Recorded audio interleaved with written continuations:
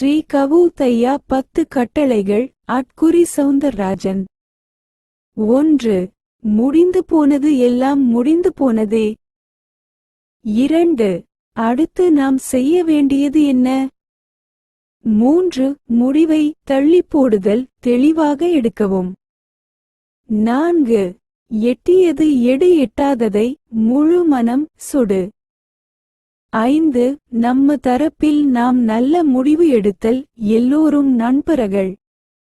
6. நல்ல நல்ல பழக்க வழக்கங்கள் உருவாக்கிக் கொள்ளுதல். 7. சோதனைகள் அனைத்தும் சாதனைக்கே, தீயவற்றிலும் நன்மை உண்டு. 8. செய்யும் வேலைகளை தியானமாக செய்தல்.